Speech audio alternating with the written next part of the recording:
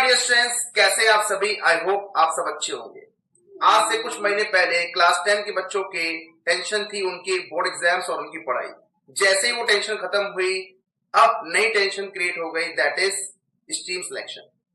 तो हेलो, मैं कुशल लालवानी आज के इस वीडियो में स्ट्रीम सिलेक्शन से रिलेटेड कुछ बातें करूंगा। वो इंपॉर्टेंट बातें हैं, तो प्लीज ध्यान से सुनिएगा।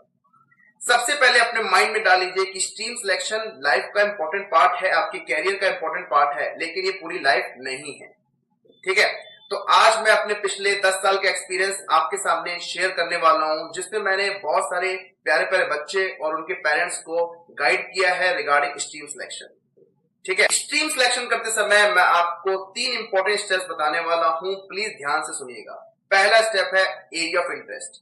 आप क्या चाहते हैं। ठीक है, तो सबसे पहले आप अपने रूम में अकेले अपने आप से पूछिए कि आपका एरिया ऑफ इंटरेस्ट क्या है। ठीक है, जैसे एरिया ऑफ इंटरेस्ट का मतलब क्या है। एरिया ऑफ इंटरेस्ट का मतलब ये है कि ऐसा कौन सा काम जिसको आप पूरे मन से दिन भर बिना थके काम को कर सकते हैं खुशी खुशी। ठीक है, वही आपका जो काम है, वही आपका इंटरेस्टेड काम है। ये तो वो आपका पहला पॉइंट है। अब देखो दूसरा पॉइंट क्या है, आपकी कैपेबिलिटीज। कैपेबिलिटीज मतलब कि आप क्या कर सकते हैं। ठीक है, आप क्या कर सकते हैं, व्हाट कैन यू डू। ठीक है, वो आपकी कैपेबिलिटीज होगी।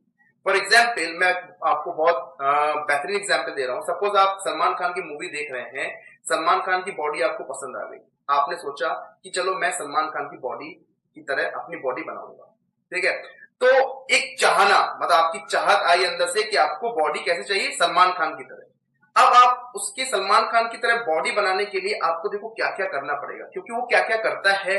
हाई डेली आपको रूटीन बनाना पड़ेगा, हैवी डाइट करनी पड़ेगी, जिम करनी पड़ेगी।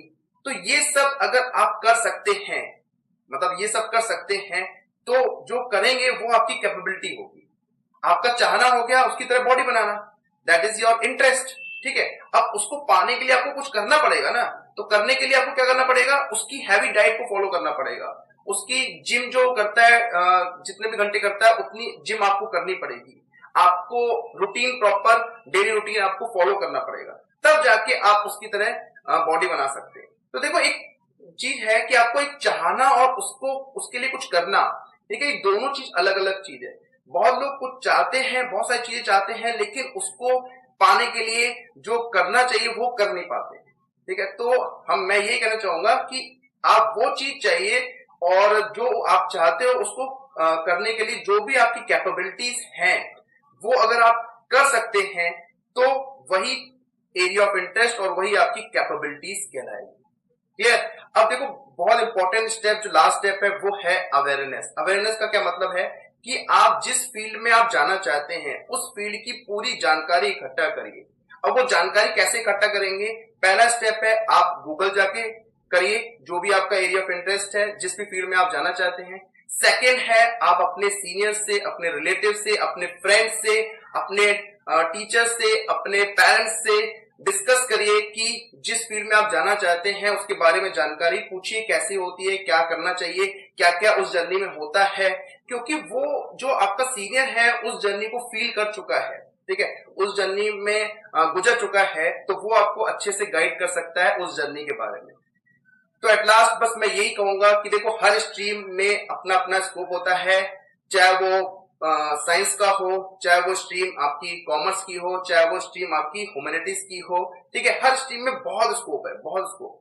ठीक है, और पेरेंट्स को भी ये बात समझनी चाहिए कि अपने बच्चे के ऊपर जो वो चाहते हैं वो थोपना नहीं चाहिए, उसकी कैपेबिलिटीज को ऑब्जर्व करना चाहिए, उसके साथ बैठ के डिस्कशन करना चाहिए कि बच्चा मेरा क्या चाहता है, क्या क्या चीज कर सकता है।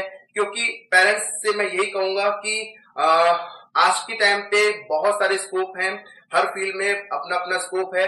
ठीक है, तो आप ये मत सोचिए कि मेरे पड़ोसी में शर्मा जी का बेटा जो है वो नीट की तैयारी कर रहा है तो मेरा बेटा भी नीट की तैयारी करेगा, और पांडे जी का बेटा जो है वो जेई की तैयारी कर रहा है तो मेरा बेटा भी जेई की तैयारी करेगा।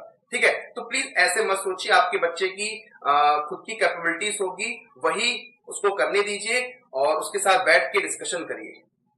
क्लियर। तो बस इस वीडियो में यहीं तक। Thank you so much all the best for your next journey. Bye bye.